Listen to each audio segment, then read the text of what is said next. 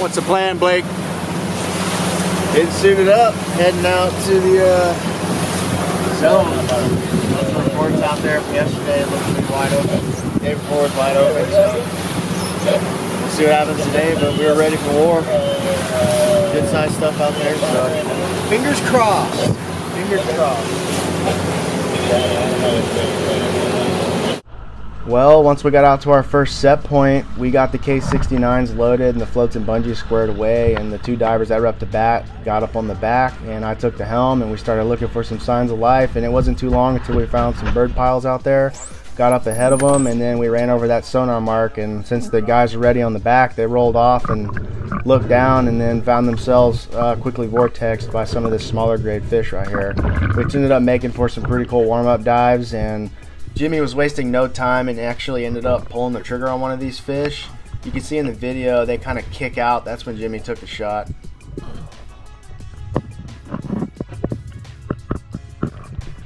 It's actually pretty common for fish this size to be schooled up like this, real tight, moving fast. They kind of move in and out of range.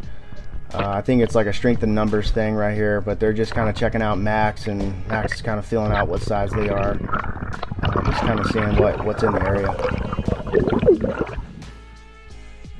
You can see Jimmy, he's kind of hand lining the bungee up to the boat, which a lot of times with a fish that size is a lot faster than fighting it through a tuna clip, clutch, or a Prusik knot, or whatever kind of system you're using to fight that fish. He's just hand lining it up, let the fish fight the bungee.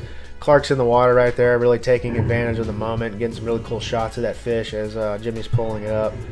Just once again, just so early in the morning, already getting a fish on the boat was a really good start to the day.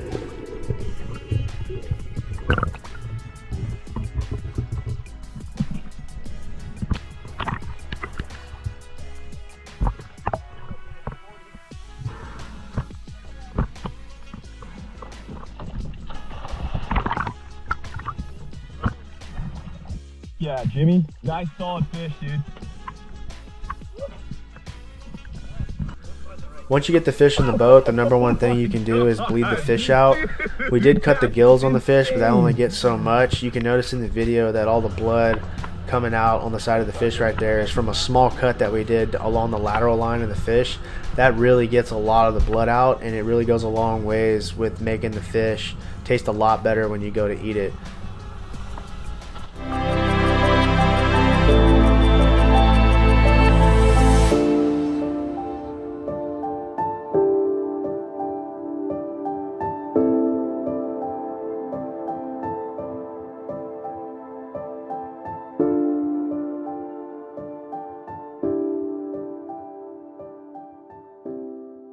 Welcome to the Bond. So what is the difference between a spear and a bullet? Well, they're both projectiles. They both can do some damage. They both can shoot something. But what is the difference between hunting with a spear and hunting with a gun, or a bullet and a gun? So today we're going to be talking specifically about spear guns. So in a spear gun, the body is sort of long and streamlined, and it works in water. Some spear guns actually use compressed air to launch a spear, and others may actually use rubber bands. The spear itself is going to be sort of long and sharp at the end, and it's going to be propelled by a burst of force that's going to push it out and move towards your target, which in this case would be a fish. The trigger of a spear gun is actually used to release that stored energy that's used to fire the spear, and it may take a little bit of muscle, a little bit of oomph in order to launch that spear, and that is why the art of spearfishing is also considered a healthy workout. So the challenge is your target, your fish, is actually going to be underwater, and the water is probably going to be moving, which means it's going to be very hard to catch them. And then it's going to be a big fish, like a swordfish with a thick skin, and you're going to need the strength in order to reel it in. You see, some people believe that spearfishing is both challenging and rewarding because it does require that discipline and the understanding of the elements that helps you bond with nature. So I wanted to find out more. And here in California, spearfishing has been around for a while. I mean, it used to be sticks and stones and barbs and underwater hunting. And we even have a tradition with the local tribes people, Native Americans, like the Chumash people, who settled here about 13,000 years ago along the coastline of Santa Barbara. You see, this tribe actually was very sophisticated in their commerce. They had a money or a bead-based commerce trade system. They were great at analyzing star constellations, paintings in caves, and they actually organized a variety of maritime pastimes and sports. So we have the luxury of having not just the Chumash people in our heritage here, but we also have a variety of other tribes that have really inspired the skill of spearfishing that we know of today, like the Tongva people. Now, you see, they traded with the Chumash and even the Mojave and a variety of other tribes in the area. They occupied Southern California and places that we might know today as San Bernardino, Los Angeles, Orange County, Newport Beach area. So these people had an actual reputation for being influential and wealthy, and they were known or renowned as far east as the Colorado River and as far north as the San Joaquin Valley. A variety of other tribes, including the Mojave and so many others, actually traded with these people. Just as a side note, some of these Indian tribes actually helped out the Irish during times when they had the potato famine. So all of this is all about how to help with food and helping our local neighbors, whether they're with us or they're part of our community or not. And it's all about how to go ahead and work with them. Now, if you want to know a little bit more about these people, you can go to your local museum, like the Los Angeles Museum of Natural History, Santa Barbara Museum of Natural History, the History Museum at UC Berkeley. San Diego even has a Museum of Man, and the Peabody Museum of Archaeology. All of these, including the Field Museum, all have wonderful information about there, and I recommend going there for a day trip. These tribes are one of the first to refine the art of spearfishing. And when Europeans actually arrived here in the 20th century, spearfishing was adopted as a recreational sport. This is when fish like tuna and swordfish were suddenly discovered and they became very popular. But then in the 1950s, we had advancements with spearfishing and the technology behind it. It became more accessible to people, and it became so popular that by the 1970s, some people were even concerned about overfishing. So now we have regulations which help control the types of species. So today in Southern California, when you do spearfishing, it's really helpful to go with a guide who knows all of the details about those regulations and can help you have a wonderful time. And the nice thing about spearfishing is that it not only helps you have that bond with ocean and its inhabitants, but it also is ecological, it's mindful, it's humane because it's a quick kill. And it's wonderful to adopt in addition to traditional fishing methods. But if you're used to something like a traditional fishing pole or doing something like catch and release, spearfishing may be a bit of a challenge for you. You see, it's going to require targeting, and you're not going to necessarily see your target because of all the choppy waters. You might be in a moving boat, so you might be a little obscure. You'll just catch a glimpse. So you have to have that discipline of balance in a moving boat and being able to aim at your target and being able to get that target and do it the first time. So one of the ways of finding out about this is to really understand a little bit more about the art of spearfishing with a guide like Kinetic Spearfishing, how to bond with marine life through sustainability and conservation, and make it more than just a recreational activity. Make it a transformative experience, which anybody can learn. I mean, the thing about spearfishing is that it can be accessible even if you don't know fishing, even if you haven't spent a day on the boat, because you can either be a novice and just enjoy the boat ride and watch all of the experts do the spearfishing, or you can try it as much or as little as you like. So when you're thinking about something that will bond you to nature and take you out of the city, then think about doing a day trip with spearfishing. So one of the things that I asked about Kinetic is that they offer guided boat trips where beginners can actually learn the art of spearfishing under expertise of a seasoned spearfisher. They use pneumatic guns, and participants can participate in the thrill of catching their own fish and knowing exactly where their food came from, where it was harvested, and then how to cook it. Maybe bring in a sushi chef or just a steak that you want to grill on the barbecue. After a successful day in the waters, participants can enjoy the ultimate reward, which is freshly prepared tuna, or an expert cuisine that is prepared by a fabulous chef. So while you enjoy your meal on the water, you can also be confident that you have connected with nature. Studies like Blue Mind have shown us that being near, in, or on, or even underwater can actually make us happier and healthier and more connected to the world around us. Something about the soothing sounds of the ocean, or even improving the perception of urban soundscapes. It's masking unwanted noise and promoting a sense of calm. Now, for busy city dwellers, the hustle and bustle of everyday life may be a real contrast to spearfishing in a serene area with beautiful water and connecting with that bridge that makes you work with nature. Any experience on the camera. So let's go ahead and move over to having a chat with Kinetic Spearfishing and understand why they have the thrill of working with the elements and working on the water, the gun, aiming, target practice, and of course, enjoying a very delicious meal afterwards. They will show us how amazing spearfishing can be. So let's find out with this interview.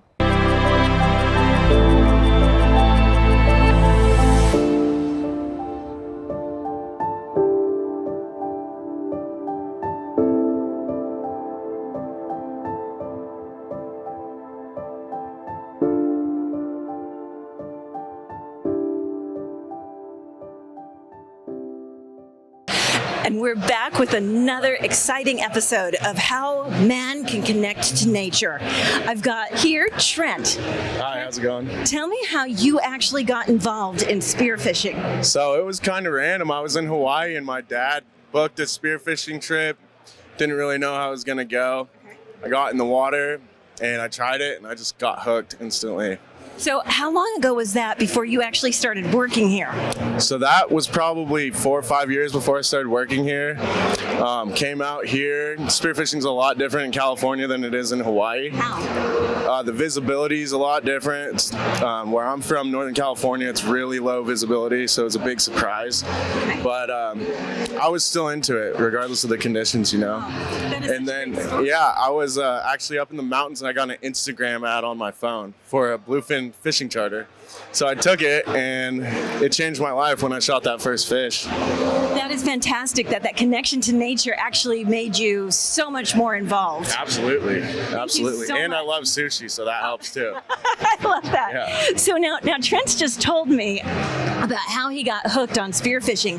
Can you tell me a little bit more about the company? Yeah, so we're Kinetic Spearfishing. We're based out of San Diego, California, and we run a charter operation as well as we manufacture our own spear guns. So does that mean I can have a group of friends and you arrange everything and we can go out for a whole day? Absolutely. We'll pick you up at the dock. We'll take you and up to 5 friends. We run on a brand new 33-foot Invincible catamaran, 12-hour trips, and we'll target whatever you're comfortable with. We can go from mahi that you see behind us.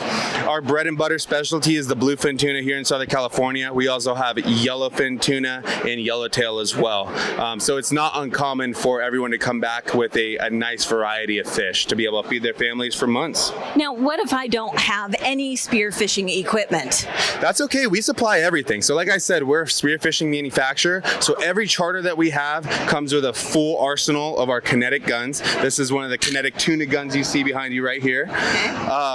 As well as the only thing you need to bring is mask, snorkel, wetsuit, fins. And if you're new to the sport, we also do classes. We do level 1 and level 2 FII freediving courses as well as the intro to spearfishing. So would you recommend it for a family activity? Absolutely, absolutely. I've gotten my younger sister into it. We take, father-son combos. We've taken whole families of 4 out all the time. Spearfishing it's a very intimate sport, right? You're diving in the water, you're holding your breath, you're seeing everything. It's one thing to be able to cast a rod and reel to what you see on the surface, but to dive down under the water and to be able to actually have that connection with what you're hunting, it's a great experience. It teaches patience, perseverance, definitely requires some athletic ability. Good character building. Absolutely. So tell me a little bit about this gun and what is this, abalone? Abalone. So like I said, we manufacture. Design it this way. Yeah, so we manufacture our own spear guns. So all of our spear guns, we hand pick our planks from old growth Burmese teak. Why is that? So the old growth, it's definitely a harder wood. It lasts longer. It doesn't warp. It just creates an overall better product, right? A lot of the spear guns being made these days, made out of mahogany, made in China. They just whip them together. This, myself, my partners, hand sand these down. Our manufacturing actually happens in Montana from one of our partners. So made in America. Made in America. And we've now gotten to the point where every component of this gun is going to be made by us here in the United States of America. Our two founders, retired Navy SEALs. So if you think of their background and then think about what we're making, right? This is, an underwater, it's a spear gun made by Navy SEALs, That's incredible. Can you tell me a little bit more about these guns over here? Absolutely, yeah. Okay. So we've got guns built for all different sorts of purposes. Watch out real quick. So we've got guns for all different sizes, right? So starting with our smaller ones, these are going to be for some of your reef fish, right? Or even something like this right behind us, a mahi, a yellowtail, snapper. Once we get into these bigger guns, right, the mid-sized guns are going to be great for things like wahoo, almaco jack, and then these are our tuna guns. So these are what we're known for as our big tuna guns. Not a lot of places in the world that you can actually spearfish bluefin tuna. Southern California, I'd say, is probably the best spot in the world to be able to do it, just because of the volume, how close we are to shore. So this, we actually have an abalone inlay. So we take individual pieces of sustainably sourced abalone and we inlay it in an epoxy over it. Now, not only does it just look amazing, but it glistens in the water, and sometimes it'll actually attract some fish. So it acts like a lure. It does. So it actually has a practical purpose. So every aspect of this design has been engineered with practicality and sustainability. Absolutely. And so spearfishing is all about sustainability, right? So the way we manufacture these guns are to be accurate, are to have plenty of penetration so that we never wound a fish, right? We make sure that everything that we shoot, we take home to our family, we honor that fish's life, we eat all of it, we share it with our friends. Yeah, absolutely. So we try to manufacture a product that, is going to be able to last for generations and be able to feed people sustainably for generations. Now, how do you think that an activity like this could actually help a family bond more with nature if they are used to living in the city and they're just not used to this? How would you get them ignited and passionate about this brand new sport? Oh man, so one, it's an adrenaline rush, right? So the first time you jump in a water and you see these fish right in front of you, everybody's stoked, right? So there's that. And then there's the trial and error. You're going to have times where people are going to miss. People are going to, not be able to dive deep enough, and they're going to have to overcome these obstacles together. And from my experience, when you go through some type of trial and error, as a family, as a group, as a team, you come out the other side stronger for it. Real character building. Absolutely. Well, I want to say thank you so much, Richard. Is there anything else that I haven't asked you that you want to share with everybody? No, just thanks for interviewing us. We really appreciate it. You could look us up on social media, Kinetic Spearfishing, or look up our website, and we'll be booking charters starting in July for the bluefin tuna trips. Like I said, we'll be running on that brand new invincible 33-foot catamaran, and we look forward to seeing you guys out there. Thank you so much. So this is another way that you can bond with nature. Thanks for joining us.